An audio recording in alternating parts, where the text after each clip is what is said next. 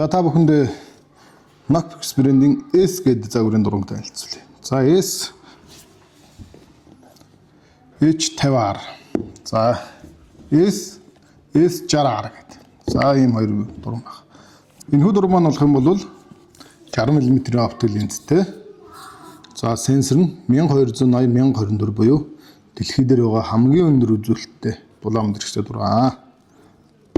За энэ дуран маань 50 мм оптик линзтэй 6.502 сенсортой. За энэний одоо дараагийн төвшний дуран гэсэн үг. За энэ 1280-1024 сенсортэй дуран маань нэг бодын чиний дулаан ялгаруулж байгаа бохтыг 3100 м-т амтан байна гэдээ харж байна шүү. За энэ 6.502 сенсортой дуран маань за бодын чиний дулаан ялгаруулж байгаа бохтыг 2600 м-т амтан байна гэдээ харна. За энэ дурангийн онцлог гэх юм бол одоо дэлхийн зах зээл дээр байгаа дэлхий дээр байгаа хамгийн өндөр дүрсний нэгттэй дуран гэсэн. Арын дэлгэцэн дээр дүрсээ харна шүү дээ. Хар цагаанаар тэр дүрсийг хамгийн өндөр нэгтээр хардаг гэсэн үг байхгүй. Тийм үзүүлэлттэй дуран шүү.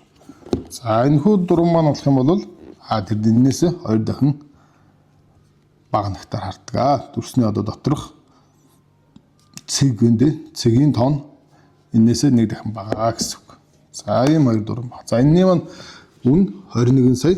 Та захиалаад авах юм бол 10% хямдхан захиалаад авах боломжтой.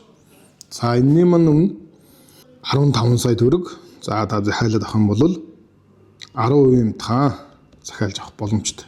За Nocpix брендийн маань онцлог гэх юм бол 1280-1024 сенсортой буюу хамгийн өндөр нэгттэй дурангуудыг дэлхийн зах зээл дээр нийлүүлдэг. За тухайлах юм бол нэшгэд дурангийн урд залгадаг 1280-1024 сенсортой 60 мм линзтэй байгаа.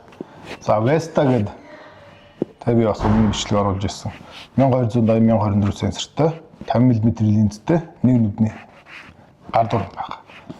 За Quest гэдэг 50 мм линзтэй 1280-1024 сенсортой 20 нүдний мөн гар термал дуран байгаа.